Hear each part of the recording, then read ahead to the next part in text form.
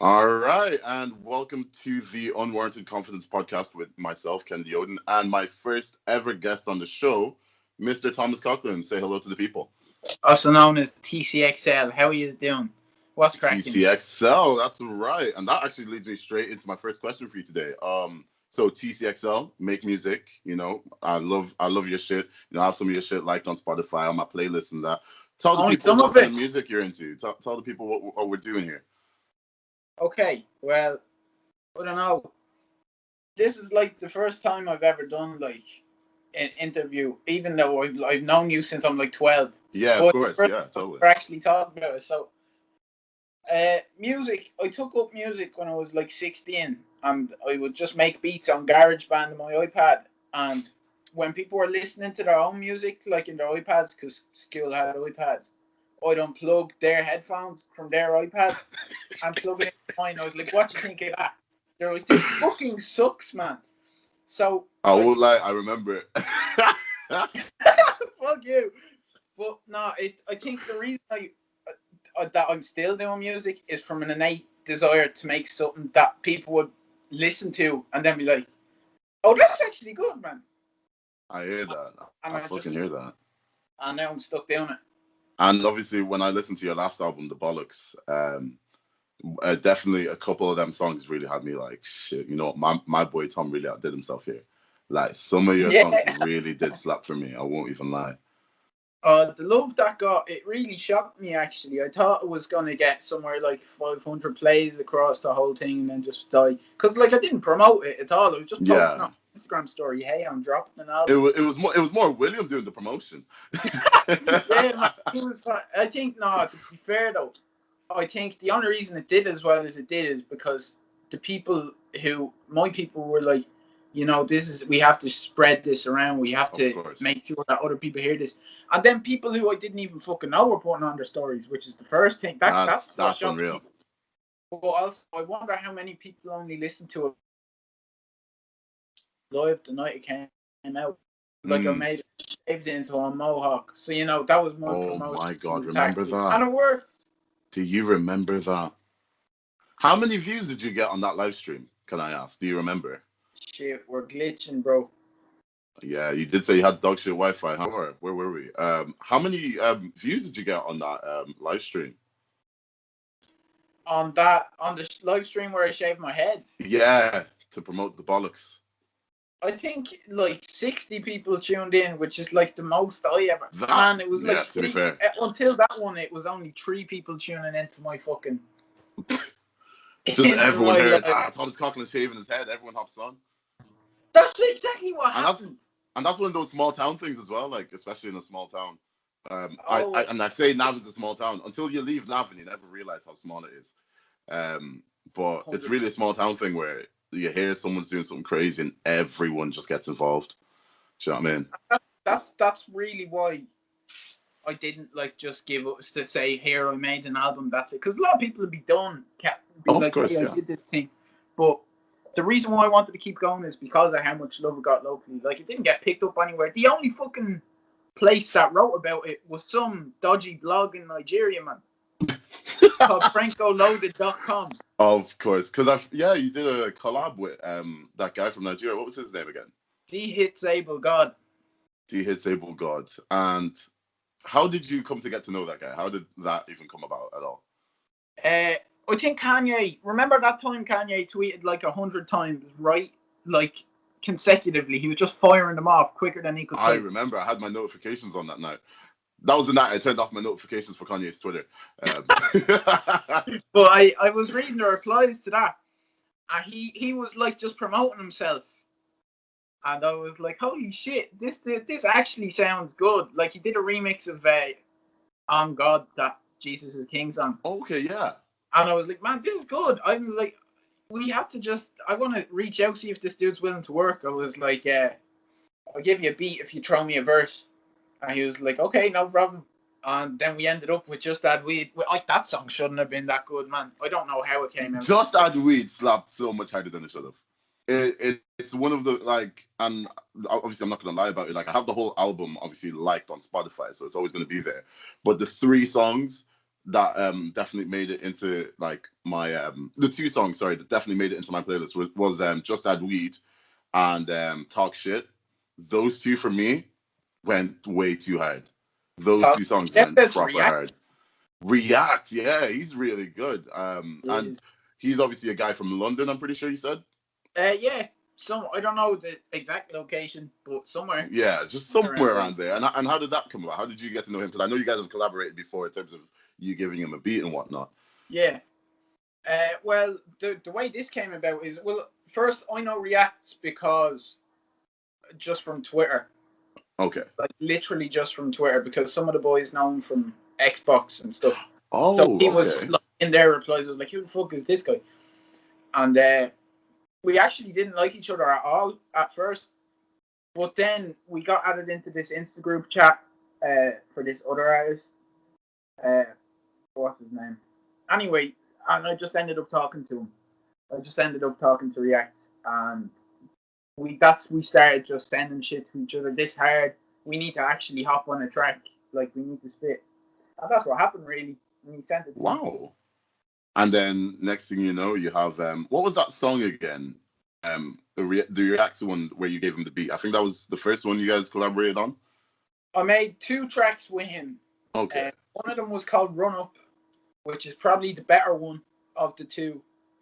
Well, no, that's his favorite. My favorite one that we did is actually different, but that's not as good. Different, different's the one that All one of my slapped for brothers me. get with it. What's you goose doing? Bro, some of his bar about like coming like a menace, like Dennis, no Bergkamp, like that was hard for me as a football fan. Like that was a hard bar. He's, you know, one of the interesting things about the Irish hip hop scene is there's just a fuck ton of football bars. Yeah, I've noticed Like that that's recently as well.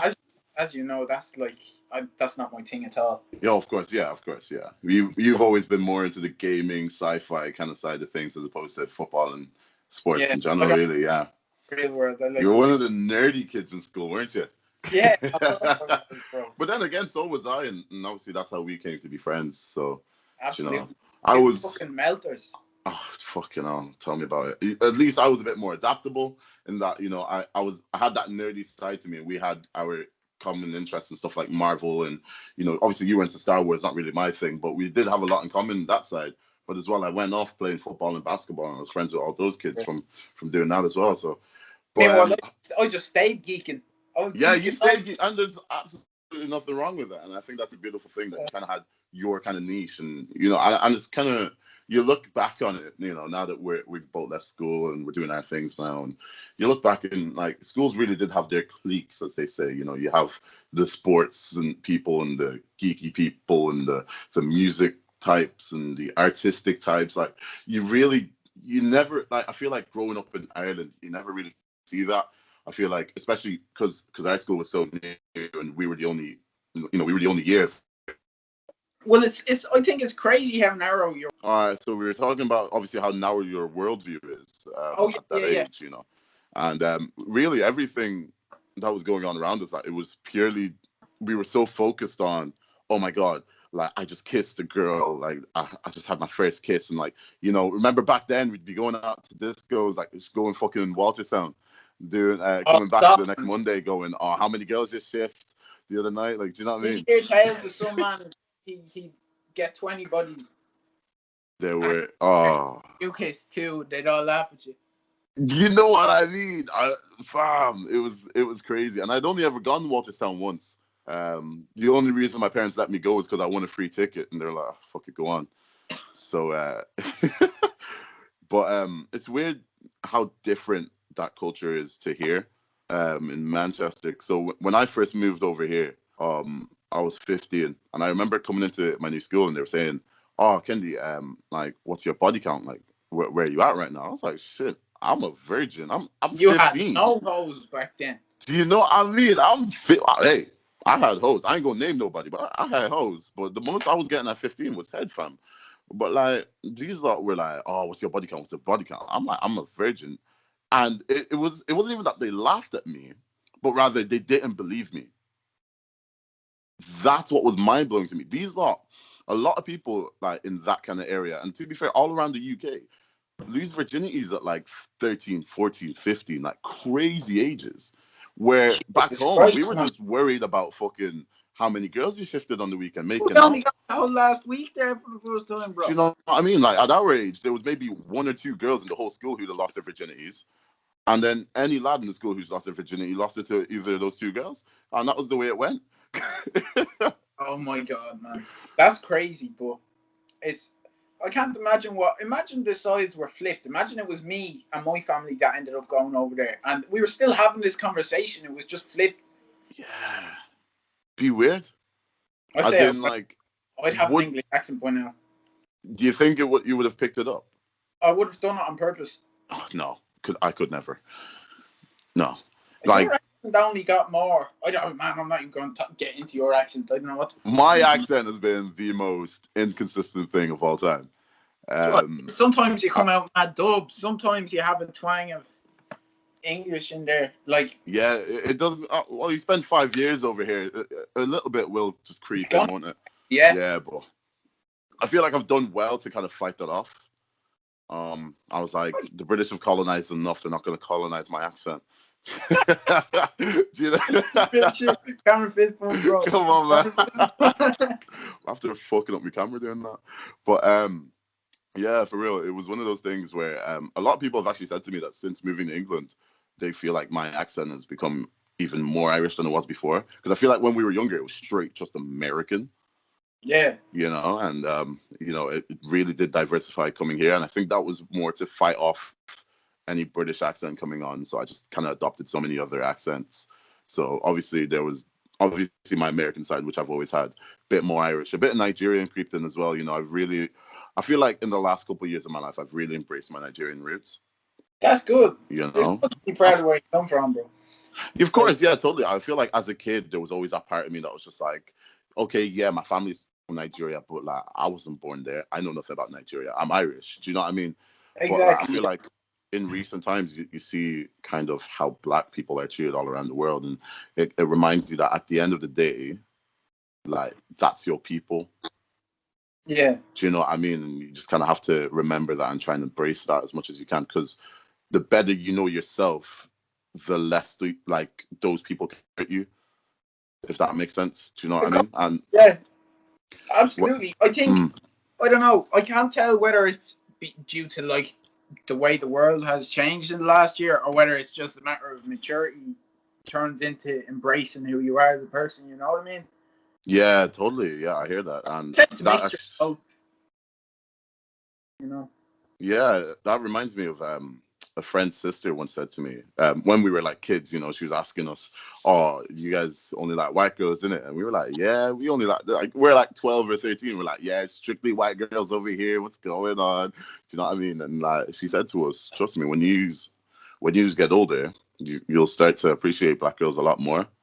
Yeah. And that's as I've gotten older. Like, yeah, my girlfriend's white, but like I'd be lying if I said I've never looked at a black girl and be like, well, do you know what I mean? Or even a like a brown girl and thought, fantastic. Do you know what I mean? Like Well, I've like it's really, the science thing as well. Like people like people who look like them. Even like if I was to get with a whiteboard, she'd probably have some level. Like you see some couples and you think they were nearly siblings as well.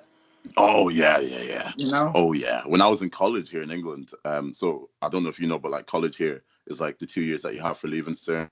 So Oh like yeah, first yeah, year, yeah, yeah. yeah, yeah. So when I was in college here, there was a couple in my college that were in the year below me. So this is when I was in my last year. And I remember looking at them thinking, you guys are definitely brother and sister. Like you look eerily alike. It gets creepy. It was quite creepy, but at the same time, it is what it is. I'm not gonna get involved in your family. I used to walk around Bolton half the time and think, man, half these people are inbred. Like, just look, like, when you can look at someone and tell they're inbred. Yeah, yeah, yeah. Yeah, There's something yeah. happening with your genes, bro. I Like, was watching How to Get Away with Murder. My girlfriend recently got me into it, so I've just finished it in the last month or so. And there was a character on it, and I said, "This guy is totally inbred. Like, look at this guy; he's inbred." And she was like, "You can't just say that by looking at someone." I was like, "Just watch." Next episode, turns out he was inbred. So, the character himself was inbred, and I was like, "You can just see it." Okay, how do you think that worked? Do you reckon they hired a guy who looked inbred, or do you think in the I casting really, call they said you have to be inbred in I order just to be really pray they looked for someone who just looked inbred, because. But even at that, that's a bit of an L. Absolutely. You like even if it's not the truth, you don't want to be the dude who's playing the Do you know character. what I mean? And I feel like that a lot in like Hollywood and movies and stuff. It's like when you have to play like the fat character, or like you have to look like a geek to be this character. Like something that might be seen as an insult. Like how do you confidently go for a casting call knowing they're looking for you to be the loser in this movie? They're looking for you to be the fat like butt of the joke in the movie. Like I Rebel was thinking Wilson, about fair play that. to her. She's lost a lot of weight recently, but like she like in all the Pitch Perfect movies, the whole joke was that she's fat Amy. Like Yeah. how do you sign up for that? And it's the same way I was watching Matilda yesterday, right? And I was actually Remember thinking that? about myself. I was like, that they made that kid. They picked the fattest poor bastard child, right? And brought him into the studio and was like, you have to. Your character eats this whole fucking cake.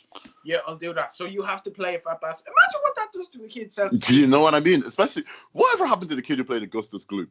That's what I want to know. Popped. Allow. I'm pretty sure he actually lost a lot Which of wait, weight. which one? Which Augustus Gloop? I can't really speak on the '70s one. Yeah, I don't know So much about haven't. that one either. Now I'm talking about early 2000s. Yeah, that's a Yeah, banging film. that did slap. To be fair, which one is that? Is that Willy Wonka's Chocolate Factory? Or is that Charlie That's and the Chocolate Factory? I can never remember. That's Charlie, which is really weird because I feel like that's a very Willy Wonka based film. I feel like it's very Willy Wonka centric. I mean, it is about his chocolate factory, you know. Yeah, true. But But like, I think the two films are very different. '70s one definitely took a lot more creative liberties because it adapted the book pretty well, but and it definitely had a lot of the scarier overtones that Roald Dahl yeah, took. But like the new one was way more whimsical and shit like that, you know. But I'd watch either of them, man. They're banging. I've not seen either of them for such a long time, for absolute ages. So Fucking let me weird. ask you this, right? So what are you doing at the moment? Like any projects, anything like that going on? What's happening? Absolutely. All here. Okay, I'm gonna give you a little rundown, right? All right, cool. So today is the 7th, 8th of March. No, it's Friday the 13th of March 2020. I put out Take It Back, right? And I was like, my mixtape is out in 4 days. Come listen to that shit. And I was hyped. And I had only played one gig and it was with my college, right? But I was like, listen, I've I got the remember video. seeing that online. Yeah. Yeah. I'm sure there's a clip of the gig in the music video. Huh. But I was like, yeah, so this is gonna be grand. Like I'm gonna have these things poured out. At the very least, I can open for an artist. Like Yeah. that's all you need. I can make a few quid, be sorted. That's Okay. what you want. Yeah, that's a good start. Then the project comes out the very day after all gigs announced cancelled. My entire plan shambled, gone, fucking That's gone. COVID for you. Yeah, like oh, it caught me so off guard. And I was living with my granddad in Finglas at the time, right? Oh yeah, yeah. I was staying with him, and so during the day I was down with him. At night I was going up working on the project. But then after that happened, I had to drop out of college. Obviously, I couldn't fucking go anywhere because I was with this old ass dude. Mm. And then he ended up going to the hospital. So I was there in the house for till August on my own, right? Till my auntie dragged me out. She like just pulled me out the gap. Uh, but what that allowed me to do was I was able to, even though I was losing my marbles, I was able to Yeah. channel that into just completely advancing what the sound was, Yeah. Like I completely changed my approach. I had so much time on my hands to just go ham and work on this shit. And I kind of earned the balls to get like more personal with it. So this next project, Sounds and Noises, is like, I don't know. Some people probably like it less than the Bollocks. It's definitely more experimental. It's Okay. Yeah. longer. That's what you like to hear. That's it. But I And think it's genuinely, it's going to be the first marker. as to that's out on Paddy's Day this year. Yeah. You know, not because I'm going to be dropping on Paddy's Day every year, but because I wanted to mirror I am in the exact same place as I was last year, just like the album is. You know what I mean? Yeah, I hear that. Yeah. And I remember during that first lockdown, so some point in like March or April or whatever, we FaceTimed each other. And I remember you were saying that you were kind of going for a slightly different sound because you said, obviously in the Bollocks, it was more kind of the typical sound you get of Irish rap in a way. Exactly. The same boom And bap drums. yeah, do you know what I mean? And you were saying that obviously you did that to kind of make it easier for people to, because it's something that people are used to, so it was easier for them to listen. And you were saying that you were trying to diversify from that. Yeah. Would you say you've done that with Sounds and Noises now? No, just the exact same thing. No. Oh wait. What do you mean the same thing? No, I mean as in in terms of the sound. Do you want me to tell you just how this shit sounds? Oh, go on, go for it. It's like fuck. I don't know how to describe it. It's like insanity because the whole thing is it sounds and noises that I have consumed throughout the whole year. I've been here watching Borat. I've been here playing Star Wars, watching Spider-Man 2. So I'm like, see all of that shit. Let's take that and turn it into something that is nobody else on the planet could have done with these things. You know, I got a punk rock song that's there sampling Spider-Man 2. I just have some old like soul flips on there. And I have fucking Max Headroom, which is like the most personal shit I've made. It's okay. Insane. But I think with it becoming more personal, and then due to the nature of how the year was, it's just a way more dark vibe. And it's definitely less hopeful. Even though, like me, I suppose, like emotions-wise, I'm pretty much the same as I was in the Bollocks. I just wanted to reflect what some of those lows feel like more within the music. Do you get me? And I didn't have a mic this time. I couldn't call anyone over to record. I couldn't go studio, so I'm rapping this. Oh yeah. Okay, so did you have to get really good at like sound mixing and stuff then in that case? I mean, I'm only after becoming good at mixing in like last week. No, I'm not shitting you, man. I've been mixing this one joint, Paper Mac 3, for like. Oh, you've mentioned that before. I feel like you've mentioned that, yeah. Yeah, I can't stop mixing that joint. Like it doesn't sound right. It still doesn't. I'm 2 weeks out for release and the shit's not even fucking done, man. Wow. But that's what happens with a lot of musicians. You're really kind of pushing deadlines and stuff like that, aren't you? Yeah.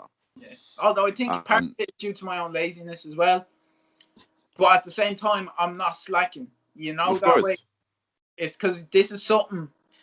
I spent a lot of time formulating the ideas in my head. I've been writing shit down. I've been like, okay, how can I execute this? Until it's all about executing the vision to the best of your ability. Because you already know how you want it to sound. You just have to make it sound.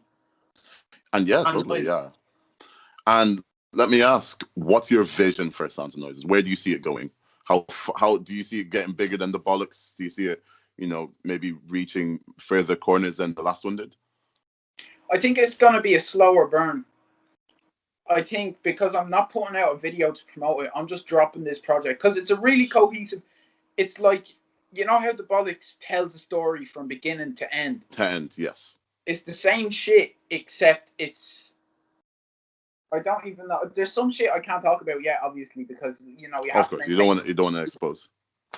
But it has a clear narrative to it. It's got these little segments on it. I've been calling them ringtones because they're just like little 15-second clips where I just made a beat or something. But then on top of that, immediately after the ringtone, you're like, damn, I wish he could have developed that more. And then you're straight into a fucking 3-minute, 50-second song. Of course, yeah. We're going hard. And a lot of the songs are pretty long, even if the project isn't really that long. And how long would we say it's really long for a song? Well, Max Headroom is like 5 minutes long. Okay. It's long for a song, I suppose. Yeah. Like, I mean, in a modern day, when you think about people are making shits for TikTok that are like 2 minutes long, but you need something that'll break through. Tell me about it. You know? Yeah. And would you... How would you feel about one of your songs ever breaking through on TikTok? Like, what if that ever happened? I say it'd annoy me because, yeah, I mean, there's lots of ways that I would love for my music to be, to carry through Yeah. and resonate with people, because I do want people to hear the shit. But with TikTok, you're not consuming the whole shit.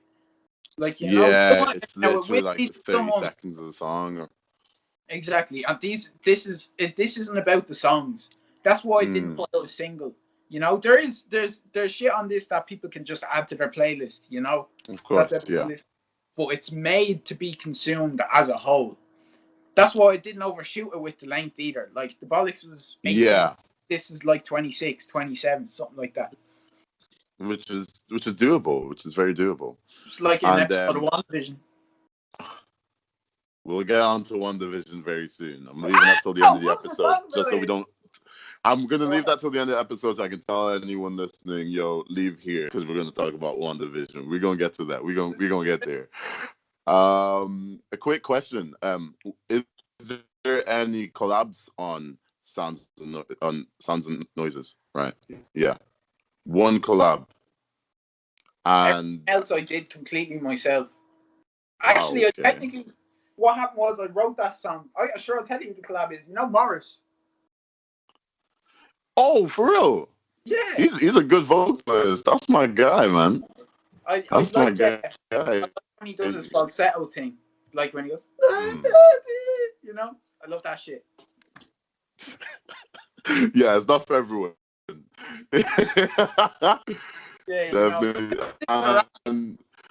So would you say that's kind of been a friendship? Because obviously, I know, like, we were all boys with, obviously, since I left, everything that goes on in Navan goes right over my head.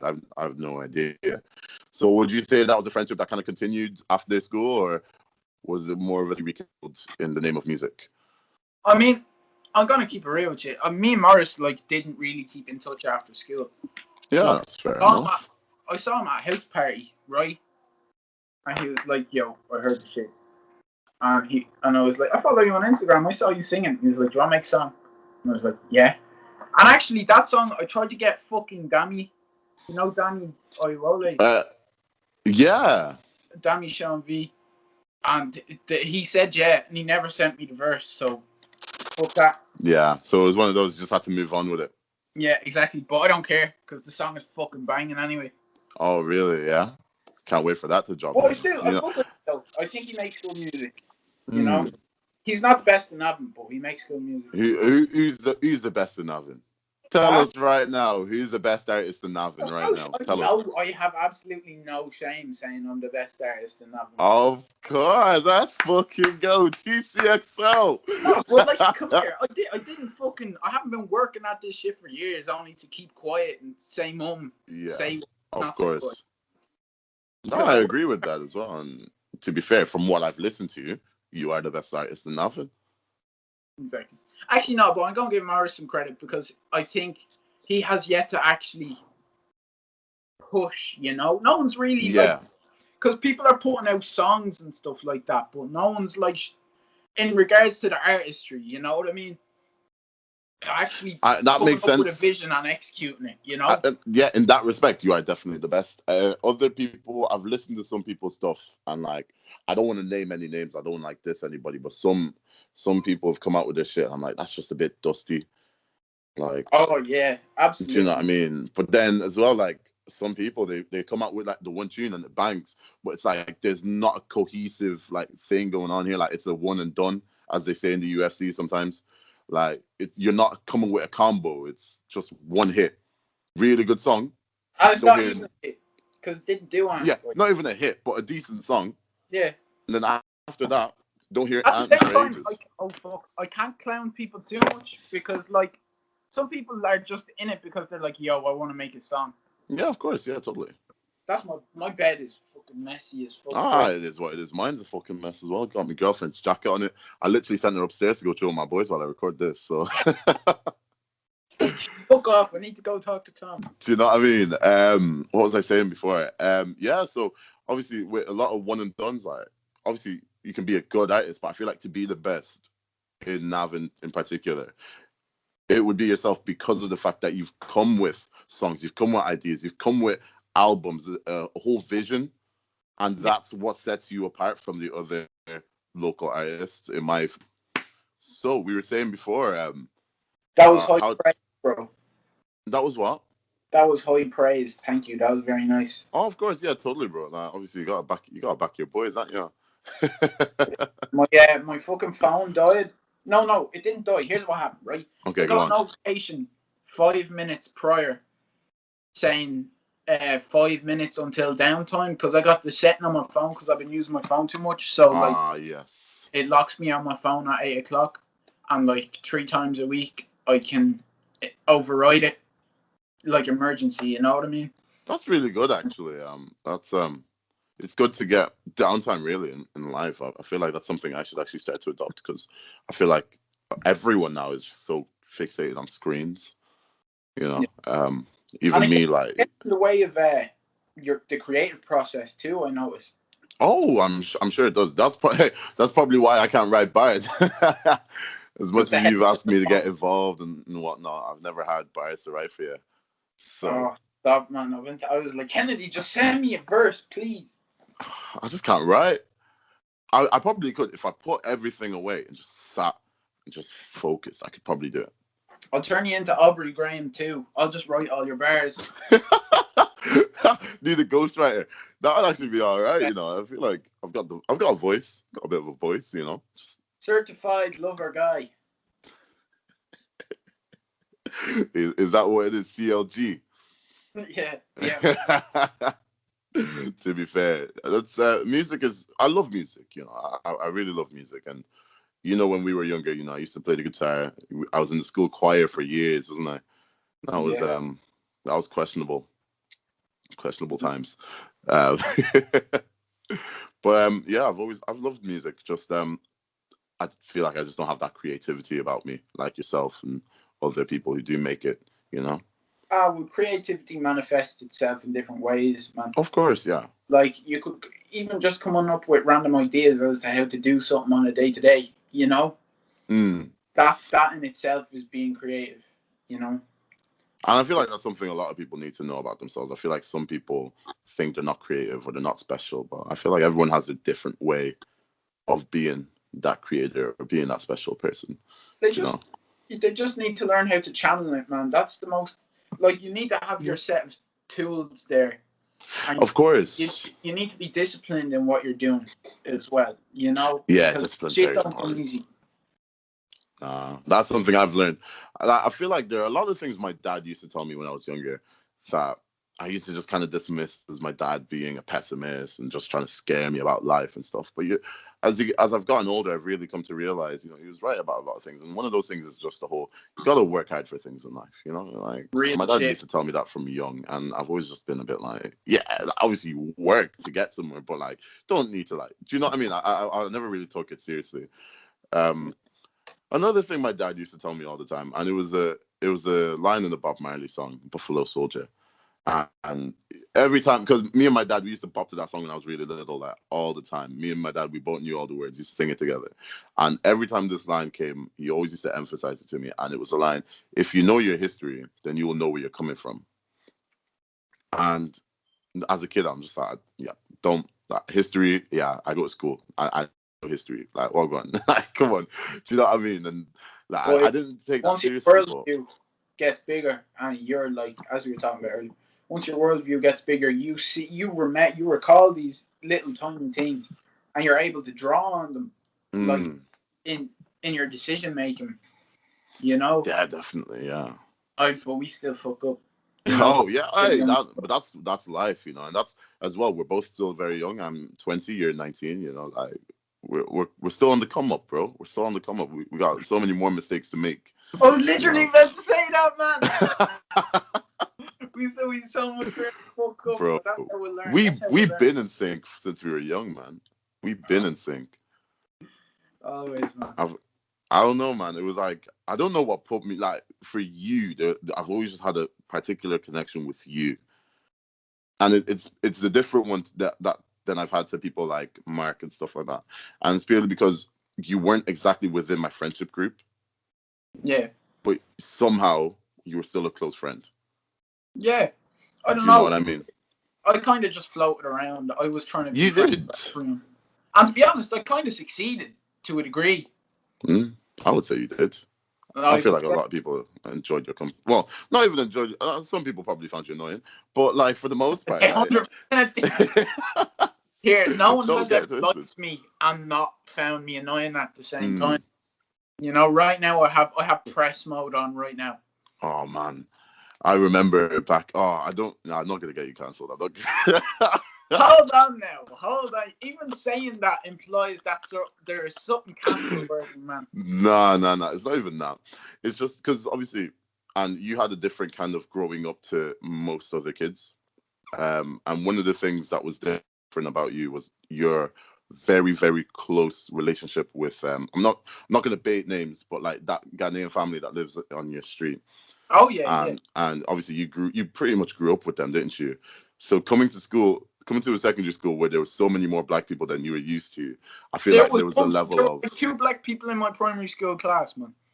and that was fucking William and who's the other William one? was in my class. Who the fuck were they then? Bruno and Don't. Fowler. Oh my God, yeah. And I Joe, forgot Bruno went to your school, man. was in there too. That's Shit, mad. I'm baiting names. I'm giving full names now, man. We have to say. Yeah.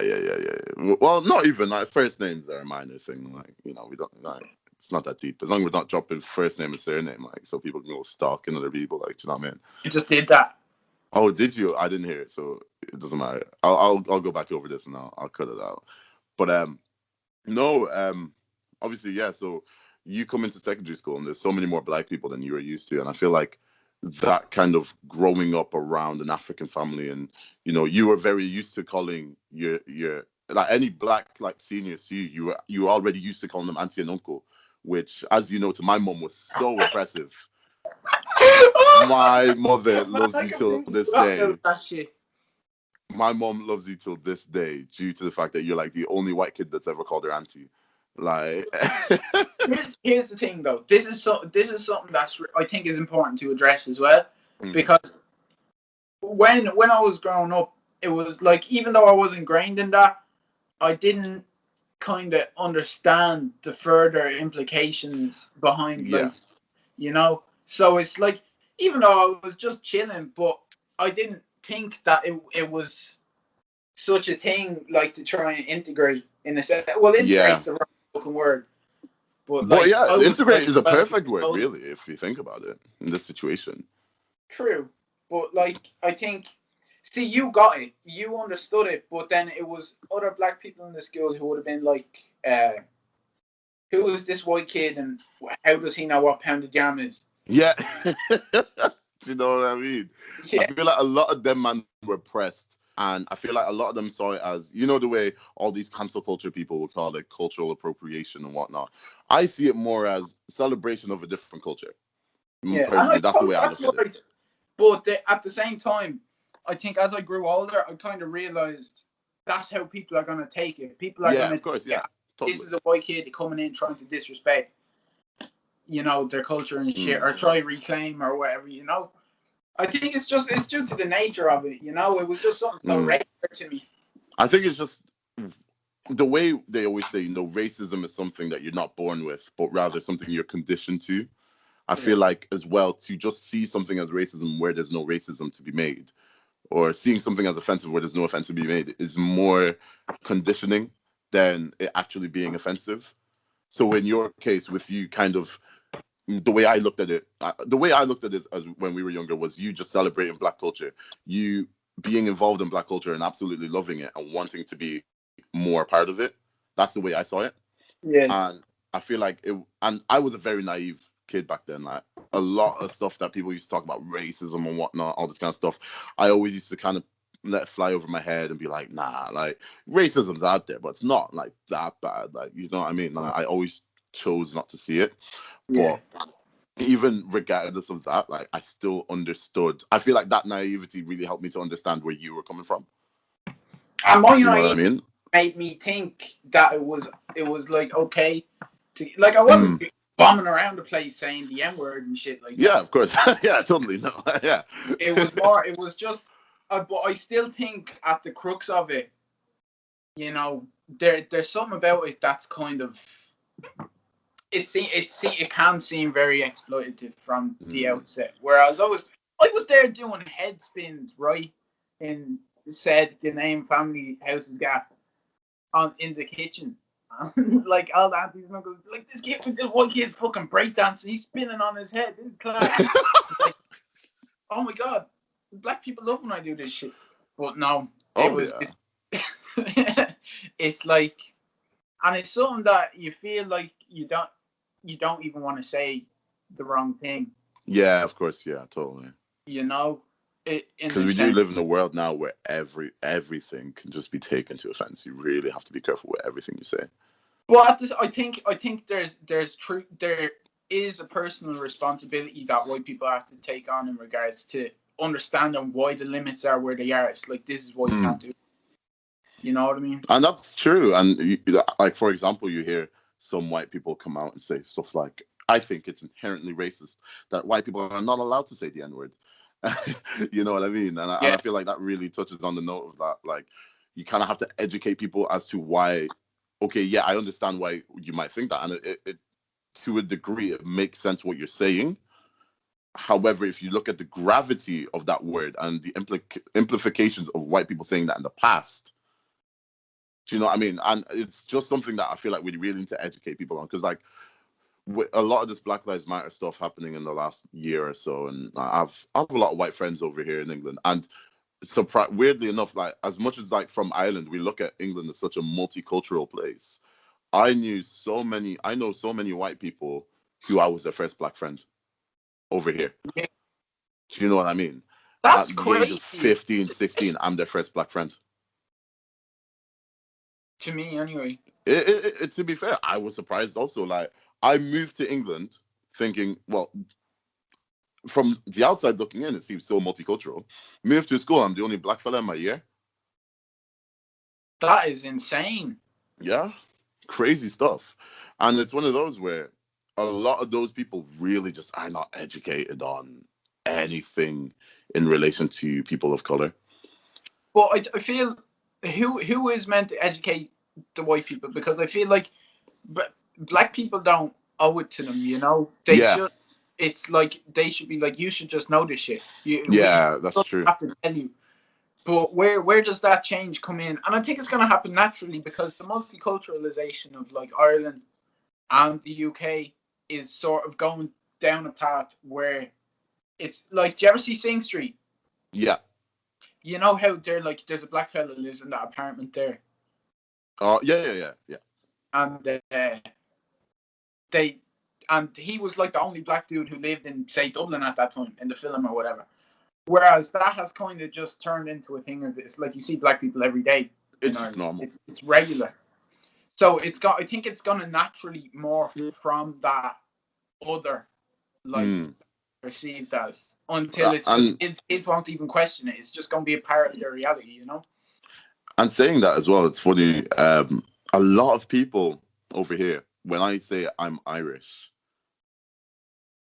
everyone just kind of looks at me like, What? "You're black and Irish? Nah. That can't run."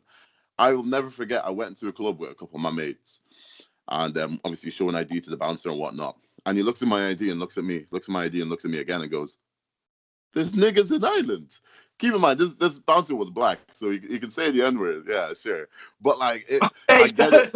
I get it all the time. Where I feel like a lot of people are surprised by the fact that Ireland's quite a multicultural country. Maybe not all over the country. Like, I've got a friend from Kerry who goes to my college, and she says like you don't see a lot of black people back where she's from. Do you know what I mean? But then again, she lives on the farm, so say about what you will. There's another girl who lives in my accommodation. She's from Carlow, and she says there's not a whole lot of black people around where she's from as well. I So mean, here, race aside, if you're about to what's the word? Emigrate or immigrate? if you're leaving the country to emigrate, Yeah. Who the fuck is gonna emigrate and go to fucking Kerry and Carlow? Yeah. Book is gonna go. Like, who gives a shit? Oh, fella, you're not wrong. You're because what actually is in Kerry and Carlo. Exactly. Oh. But it's crazy though.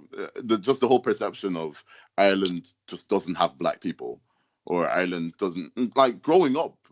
How many brown Muslim people did we know? To be fair, One. and that was Ashraf or even Ahmed as well. You know, I saw Ashraf right, like completely randomly in the Jacks in the convention center in Dublin. Oh my god, I remember someone telling me about that. Just saw this dude who was like about that height, fluffy hair, peeing, and I was like, oh my god, that's Ashraf. I think he got spooked. Someone was calling him while he was trying to take a piss. Oh, what in the bathroom was it? I just walked in and I looked and I was like, Ashraf.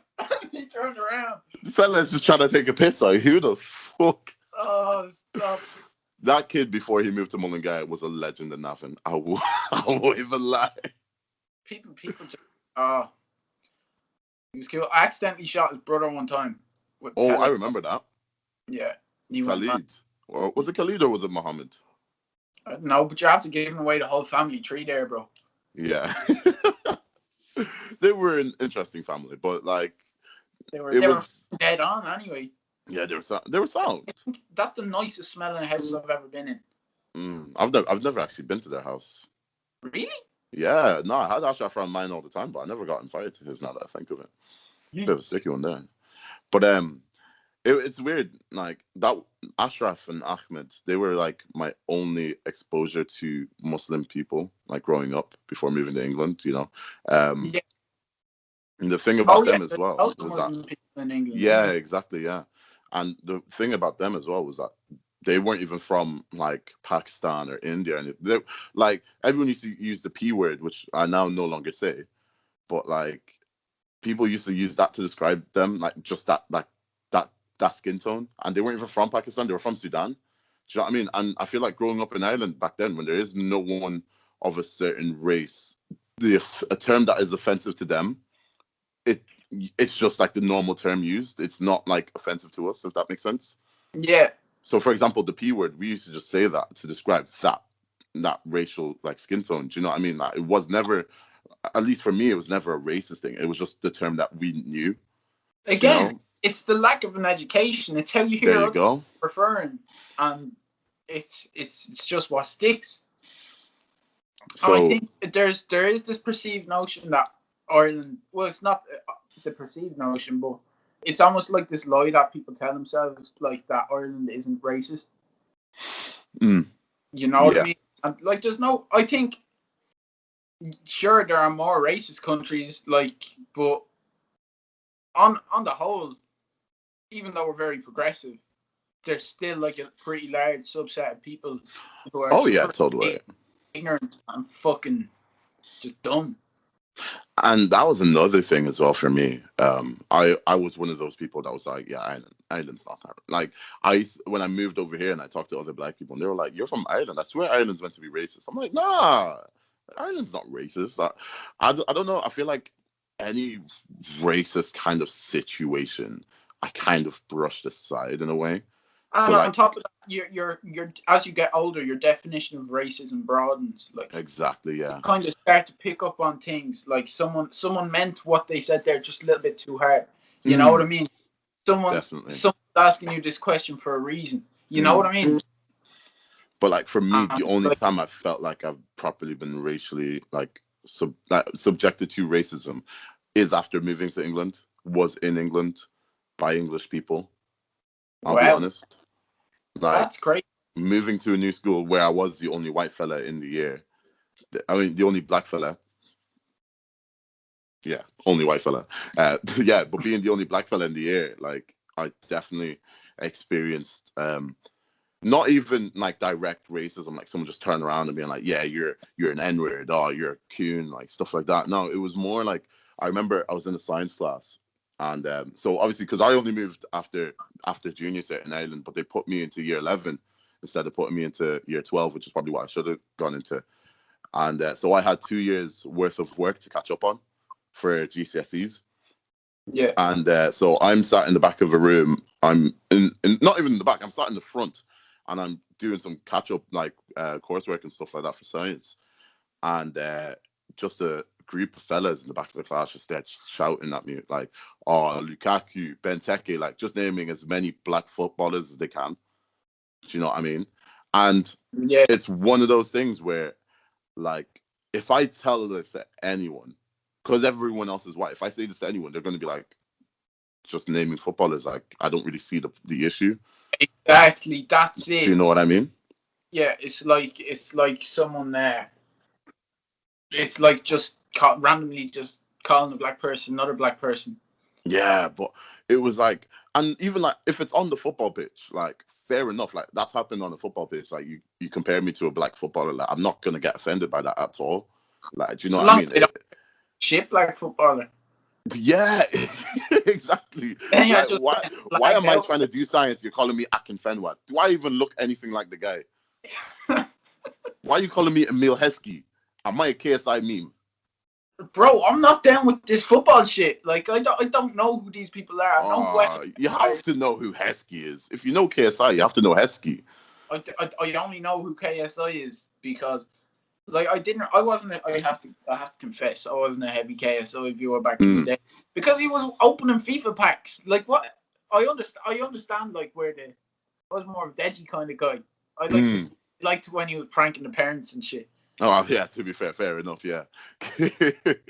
But regardless, yeah. But like they just used to just shout like black footballers at me all the time, and like it just got to a point. Like, I remember like I turned around, I was like, "Do you want to come and say it to my fucking face?"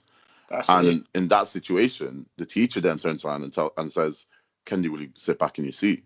Settle down, yeah. As if there wasn't a group of lads shouting the whole way through your fucking lesson. That's it. That's where you see people's true colors as well. Of Because course, yeah, totally. it was a few times in school. It was even a few situations with William where it was like he was reporting shit and he was like, "Listen, I don't like how I'm being treated by this teacher or this student," and it'd be brushed aside as a matter of. I remember, and I don't even care. I'm gonna bait names. Like when it comes to shit like this, I don't really care about baiting names. Ahead, yeah. But we were doing basketball trials, and I don't remember who it was that stole the ball off him, but Adam O'Mara had the ball, and someone obviously steals the ball, which you do in basketball, and he just goes under his breath, "Fucking nigger." Yeet. And I will never like me. I didn't even get on with most of the black lads back in school. Like me and them, like, I was maybe friends with a handful of them, but like for the group as a whole, I wasn't really boys with them, man. But as soon as that happened, it was weird. It was like you come together in that situation because in a position like that, that's when you know who your people are in a way. Yeah, Do you know what I mean? Actually, back in the gonna stand there and keep quiet. Yeah, exactly. How can I when seeing something like that? How can I just stand and be quiet? Because that's not. Although yeah, it was directed at one person. That's an insult to all of us. Do you know what I mean? And I remember like everyone's like, "What you say? What you say?" Getting in his face. And then I remember Mustard Doyle being like, "Oh, he didn't say that, and he didn't say that." And, like you lanky ass guy, like you were right there.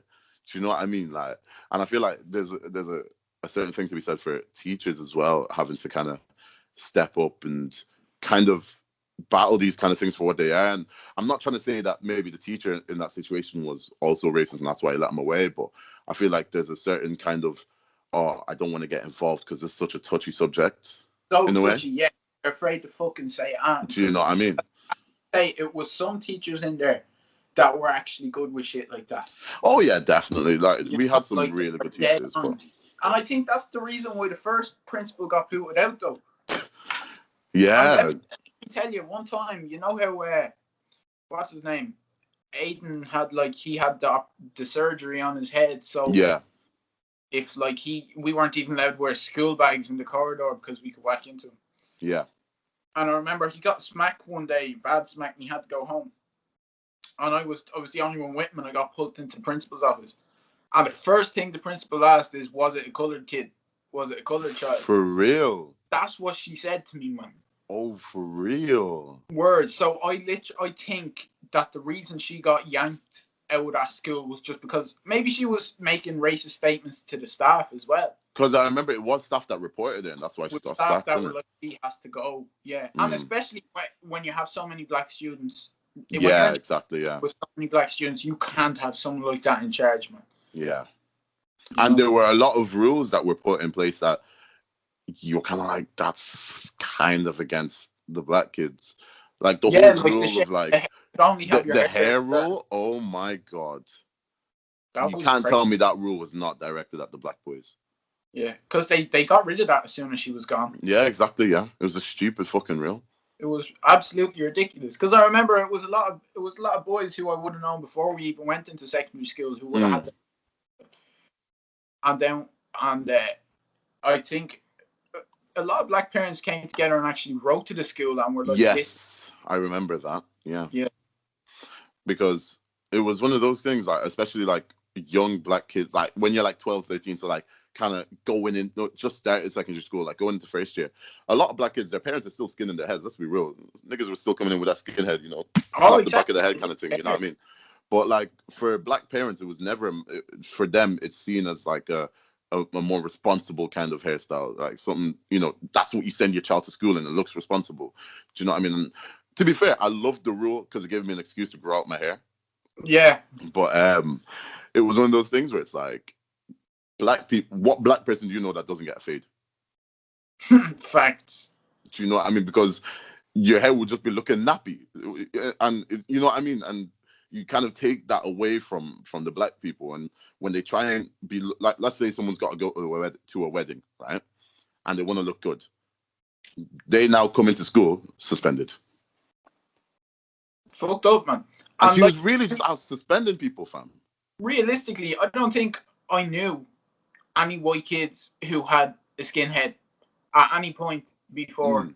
school either. So you can tell that that was just 100% targeted shit, Oh man. yeah, it was totally targeted at the black kids, and as well, like I'll never forget when David um his like had his hair cut just like a couple weeks before the school musical, Yeah.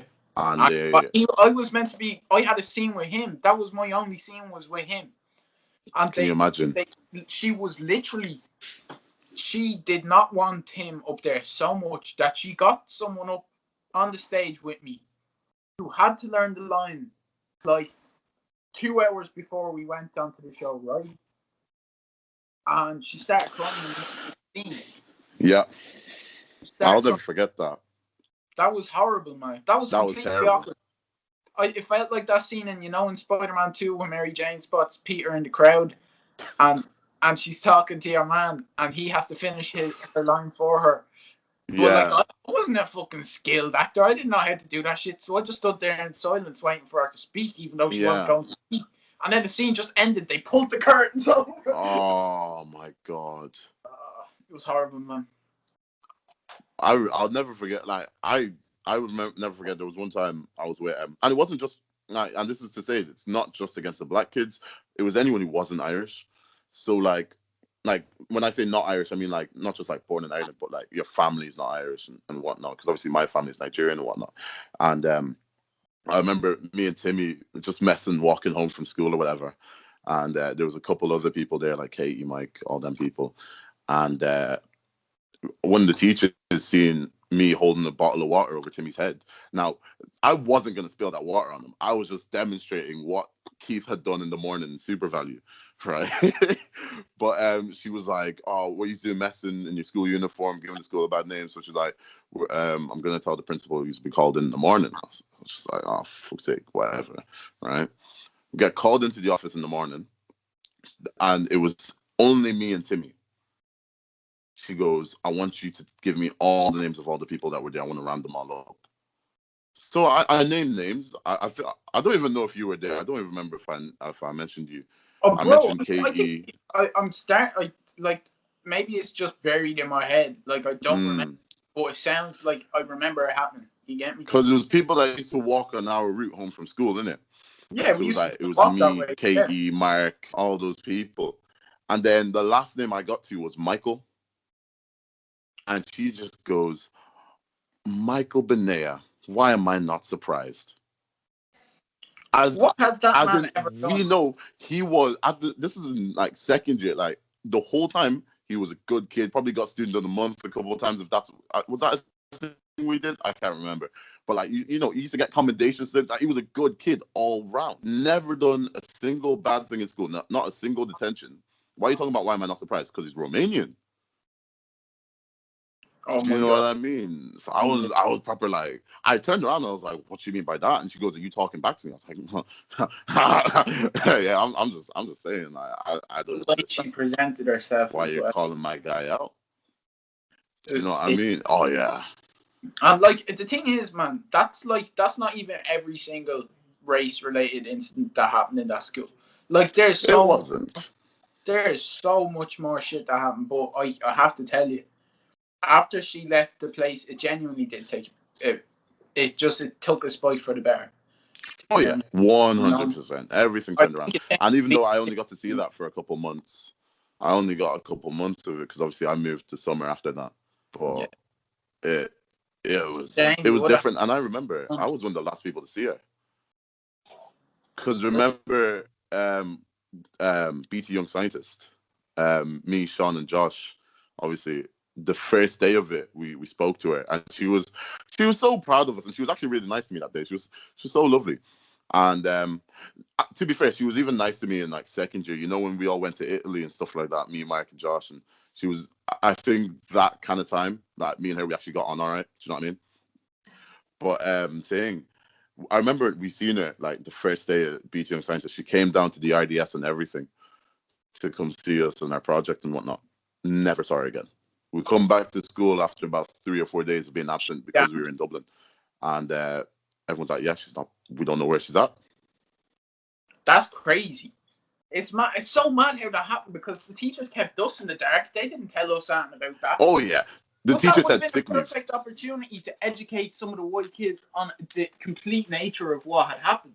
Because I think Mm. there was a sense of unbelievable naivety amongst us all. Oh, of Like on course, top of yeah, that, even when I heard her say that, I don't think in my head I thought it was just she was trying to narrow down who it was. You know, I wasn't like she was yeah. completely profiling. But in hindsight, like it's fucked up. And like Because how even if you said, yeah, it was a colored kid, what was she gonna round up all the niggers? uh, Do you know what I mean? Like, what was she planning on doing after that?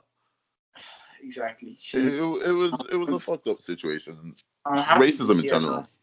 Yeah, of course. Yeah, like obviously, I felt bad a little bit because like I feel like a lot of us knew where she lived, and to be fair, fair play. Like no one did anything in terms of like egging her house or anything like that. And you know, she had daughters who were maybe a bit older than us, but they were in secondary school I as know. I well. Do you know remember what I when mean? my daughters was fine as fuck, man. Oh, was she? Yeah, I remember that. Oh, But so she was like, I remember I was 13. She was like 19.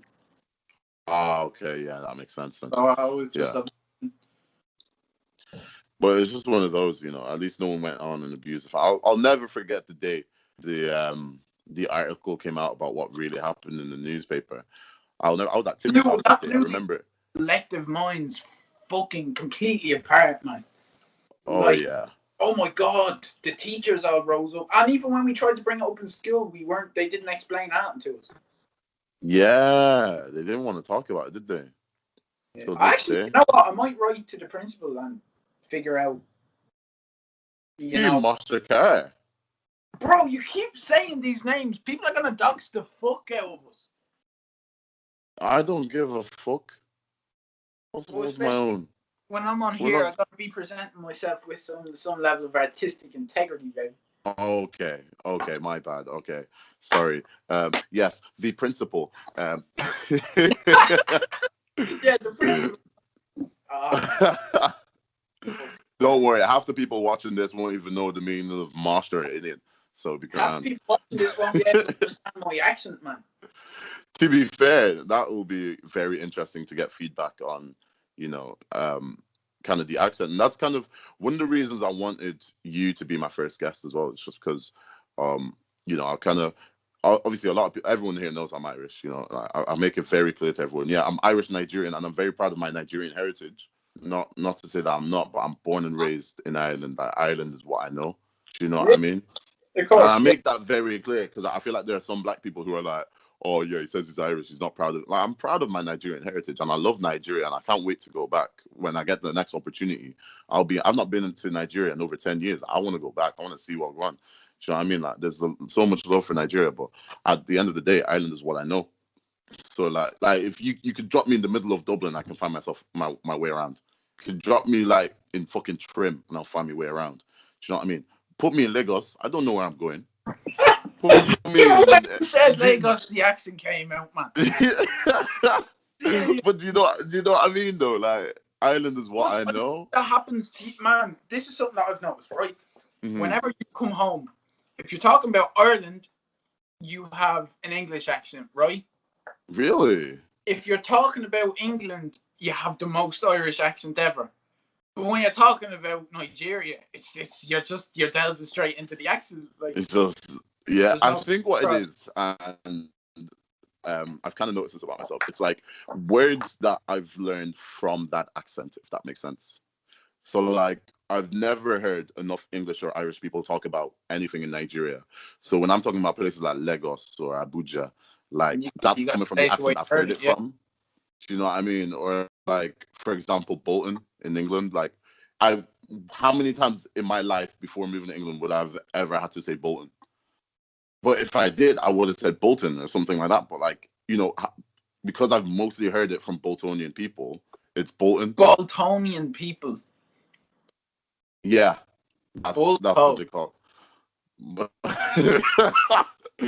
but that's like, do you know what I mean? And then obviously there are so many things as well about like Ireland. Like I feel like a lot of people when they speak to me, it's like, oh, I can't really hear your Irish accent. And then as soon as I say like Ireland or Irish, like just a single word, they're like, oh yeah, there it is, can hear it. Well, you I don't see, even know if they can. they probably have this misconception as to what an Irish accent's actually like. Exactly. I've explained that a lot to people. I've explained, look, we don't all sound like leprechauns. Right. Um, I feel like in Navan as well, there are a lot of people who do have somewhat of an American twang to their accents. Yeah. In Oh, Navan in yeah. No, particular. I noticed that, especially from a young age. It's the soft R's. Yeah, totally. And I feel like I remember when I moved here at first, and just before moving, I was talking to Mark, and he was like, "Bro, when you move to England, you just have to tell everyone you're from America, because you can pull that off, bro." I was like, Hey, "Oh, we'll see what happens." he could have pulled that And shit. That man has the most American accent ever. who Mark told me, "Oh, Bro, why am I dropping full names?" they're going to find your address next, man. No, I'll obviously bleep out his surname, but Yeah, no, man. What you got to do is you have to bleep all the names. You gotta have the names there, but you gotta have it so that the context is there, so we're not just cutting in and out. You get me? yeah, of course, yeah, I'll like bleep him out, yeah. Yeah. But yeah, so he does sound awfully American, especially for a guy that's half English, which is Yeah. funny. His mom was my only exposure to British people before I moved over. So Oh I shit! always, yeah, his mom was like the only British person I think I knew. I didn't cop she was English until like 6 years after I had known her. Oh, well, then again, you've known Mark from like young because you guys went primary school together, innit? I Oh, obviously true. only Yeah. met I only met him in secondary school, so I was old enough to kind of distinguish an accent. If you know what I mean? But Yeah. before I moved over, I thought everyone in England either had her accent or Roadman accent or a Scouse. I tell you now, when I first moved to Bolton, everyone's accent was so that like I actually questioned if I could speak English because I'm in the home of English people. They're definitely speaking the right language, but am I? Are they all like eloquent and shit? Are they all fancy? At all. They sound dusty. People from Bolton, dustiest accents. I'm telling you now. It's not even like chavvy, but it's like, and to be fair, and there's nothing wrong with it, but like very working class in terms of English accents. I get you. Yeah. Do you know what I mean? Like Shit. you can tell Where does that leave nobody in us? this time. Where What does that happens leave in a us? To be fair, I've been told by a couple of people that I sound posh. Seriously, For people in Bolton, anyways, I sound posh apparently. man, I think your problem is you just consumed way too much Disney Channel as a kid, bro. and Nickelodeon. Don't forget about that.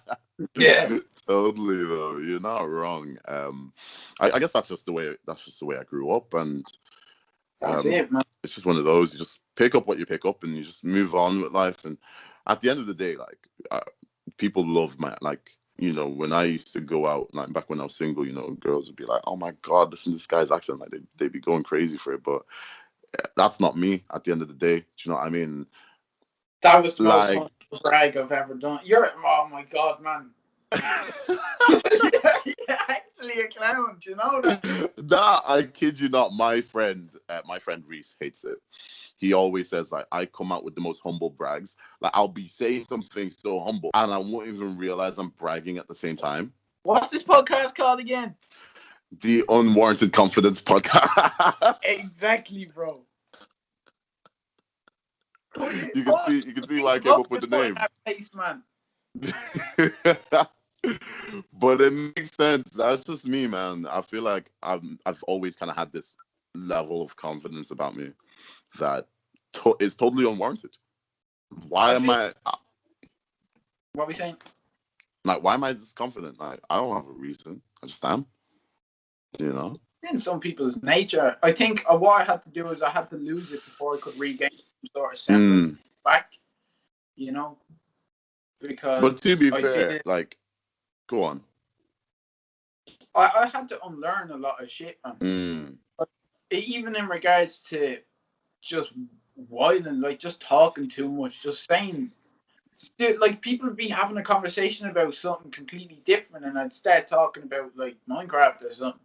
Now I'm talking this is years ago, but what that did, once I was in more surroundings with people who were actually like progressing mentally, they were like, Yeah. oh, this is how we have to do things.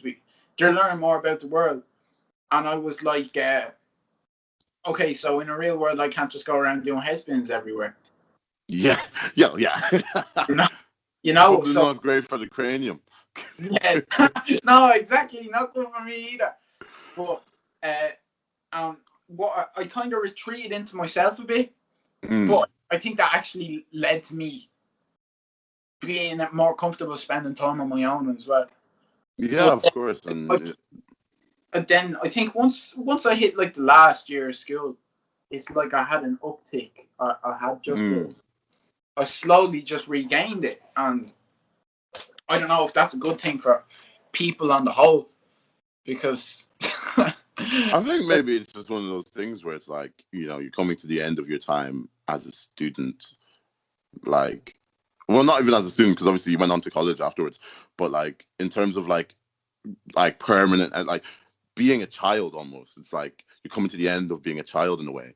And I feel like when you're in the same building that you were like when you're 18 and you're in the same building you were in when you were just turning 13, you kind of relive some of your moments to kind of like it's like that last year of your life is almost like a movie montage of all the years you've had in a you're weird like, way. last time I'm going to be spending with all these people, so where You the know what I mean? is possible? Yeah,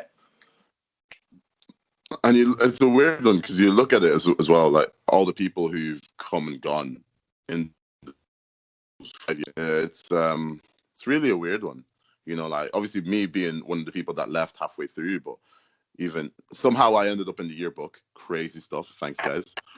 Um, but it's crazy to just look at like there were people who were in my year that obviously who came after I'd left and I never knew they even existed, and then people who left before I left and came in, and it's crazy, and it's been a crazy journey with that school, and obviously it's not got the best reputation in Navan, obviously with it being such a new school.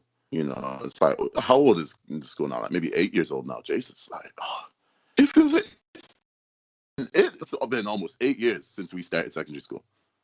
oh my It'll be fuck, 8 years in September. Jesus Christ, man, what? Hardly. Yeah. Oh my god. That's What's so happening? weird. That's crazy. It's weird. I mean, But I think that one of the weirdest things about having this reflection is, right?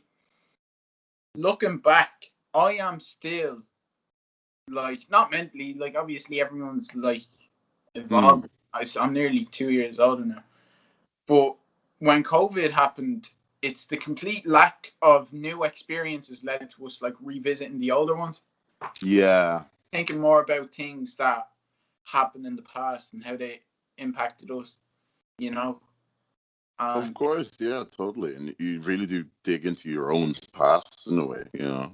yeah, and it's to be honest, it's way easier to do now because we grew up with phones. We fucking took videos of the whole shit. It's not that hard to do. Totally, man. I've got so many just crazy videos from when we were younger. But Like, we are the first generation that really got to experience that. Like school mm, started. The iPhone was like it was only when for when certain. we started secondary school, it was maybe like iPhone 5. Oh my! You're scaring me, bro.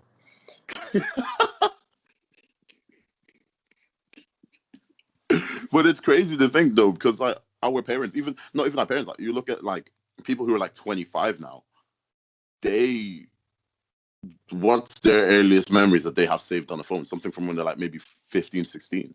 I have Yeah, pictures from when I was like 9 or 10 in my Google Photos. yeah. And You know what I mean?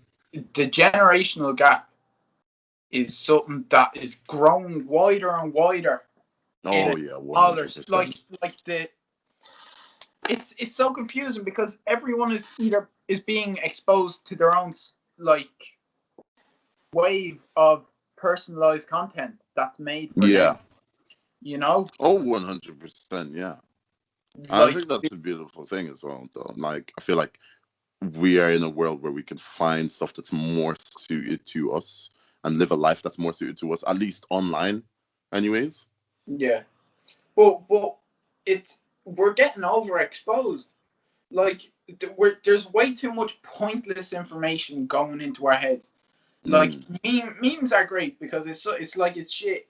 It's like a joke that mm. loads of people get collectively, you know, and that's important. But then you're But, reading these tweets. People talk shit on the internet all the time, oh, yeah. Oh, totally.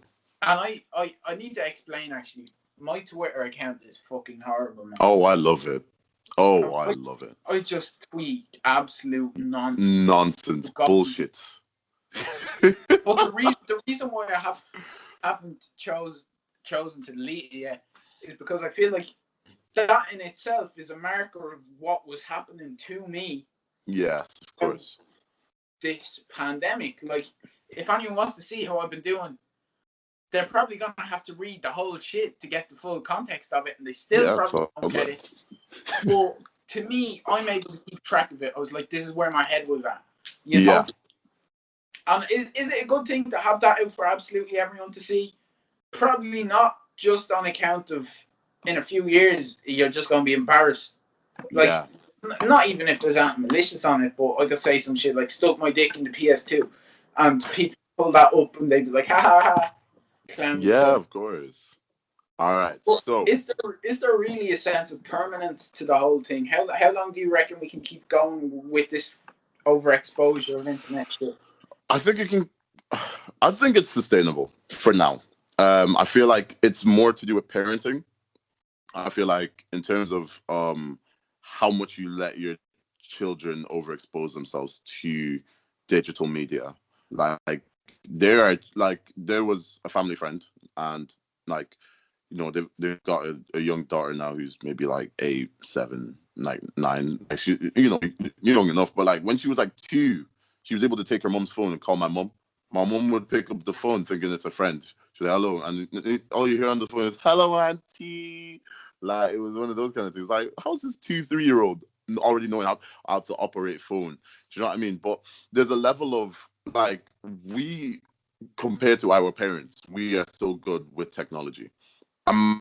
Imagine those kids when they're older, how good they'll be with tech.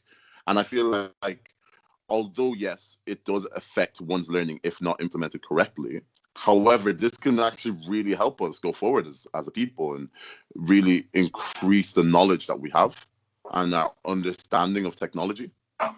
Well, I don't know if it's the weed, but I've been finding it like hard to use new technologies in a sense, like not like finding it hard. It just takes me a bit to wrap my head around it, you Yeah, know, of course. Yeah, totally.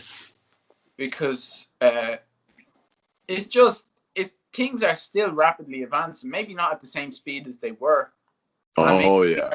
maybe we are in a bit of a stasis because they can't exactly get people together to work on things, you know. We've definitely plateaued in the last couple of years from, I feel like the period between 2005, 2015, that 10-year period, tech just skyrocket. Like it was innovation after innovation after innovation. I feel like now we're We're kind of fucking in a fine. steady stream of like slight improvements, but not crazy improvements on what we already have. Yeah, it's It's- Go on. You were gonna say it's what? no, I don't know. It was All right. Well, I just like talking, you know. no, Just no, I hear that. I hear that. All right. So now that we're done that conversation, everyone who's watching on YouTube or listening on how are you still Spotify, Apple Music, listening whatever to it this? is, how am I still what, bro? How are they still listening to this shit? Oh, bro, it's interesting. I think this is some crazy stuff, man. I You know, I I, think, I I think love. it's a really interesting choice to get me as your first guest because it's like to people who are not only will they get to learn more about me for whatever reason. I don't know if people go and listen to this and listen to my new shit, Mm, but they're also the fact that you have someone who you have a shared history with, and you're able to exactly. converse with them. And the people who are seeing this for the first time are learning more about you. You know. That's exactly why I chose you. Because not only are you an interesting character and you have stuff going on, but I feel like for a first episode of a podcast, I feel like the audience have to get to know myself, the host, and I just feel like talking to someone like you, who we have so much, I have so much history with, we have so many shared experiences with each other. You know, I feel like you were just the perfect first guest to get, just because like it can give not just people the understanding of yourself and your music and what you're doing with your life right now, but as well just my history with you and my opinions on the stuff that you're doing as well. That's dope. And And thank you that's for having why, me. of Cool. course, yeah, totally. Let's keep the I'm so ball happy to rolling. have you on the show, man. Like, I and you've always been one of my best friends, like right from young, and like you're one of them people, like you know when you imagine in your brain like, oh, I'm gonna be famous one day, and you're like, who are the people I'm not gonna forget? Like, you're definitely one of them, man. For real, you've always been a real one right from day. I'll give you that one, bro. For real. Thank you, man. Hopefully, this is a time capsule. Ah, yo, totally though. Like this stuff People will gonna go look at up this in and 5 years and be like, "What the fuck?" like imagine when we have kids and they're able to watch this stuff and just think like, rah, this is what my dad was on. Mad. Do You're you there. know what I You're there mean? after. You're there telling them about your fucking experiences coming to the UK. Yeah. It like that. They're learning. They're learning about their pops, man. And that's what you want. But That's right, it. so leave that conversation there. Everyone who's watching, if you don't want One Division spoilers, just start dispersing yourself now. Right. So quick little interlude. We never did. Well, we spoke a little bit about One Division, but because I've been lazy, I've not uploaded this video for many weeks.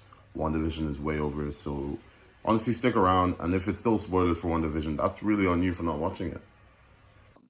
I think it's I feel like the show at this point is kind of trying to mislead people, but at the same time, I am interested in what happens, even if it's kind of lost its mystery. To Mm. it. So who do you think is behind the quote unquote Maximoff anomaly? Who's I behind it? fucking hope. I heard people saying it's Mephisto. I fucking hope it's I don't. Mephisto. I don't think it's Mephisto. And maybe it's just me being like, oh, everyone says it's Mephisto, so I'm gonna be like, it's not. But I just feel like if it was so easy for everyone to figure out, I don't think it's right. I think Like Marvel's much smarter than that to let us be like, do you know what I mean? I think the reason why I wanted to be Mephisto so much is because I fuck with Ghost Rider. Of course, yeah. Oh yeah, totally. I was only freestyling in my head earlier, and I came up with this bar. I was like, Nicolas Cage, right? Then I ghost.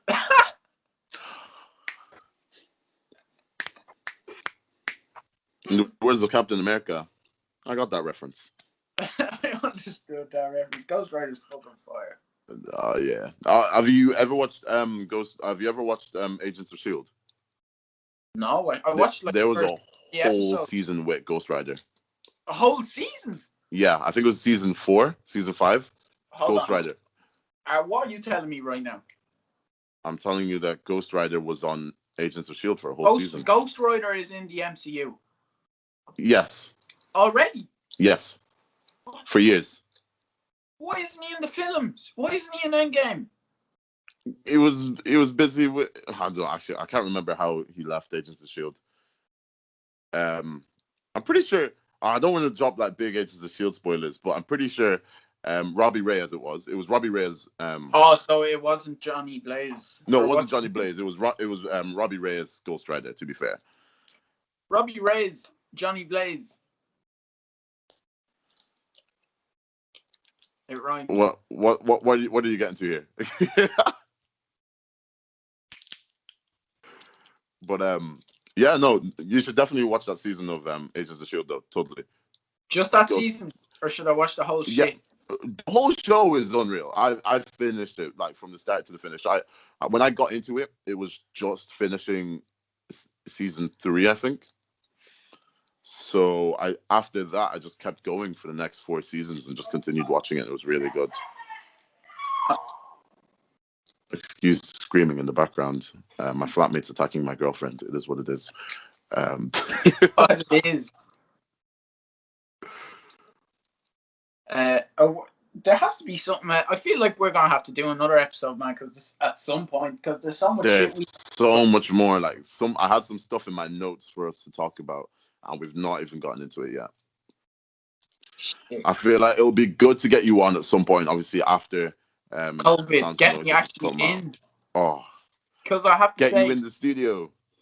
Even though, and I'll have to get you in the studio, the other kind of studio. That's a shot. I haven't even been in a studio myself.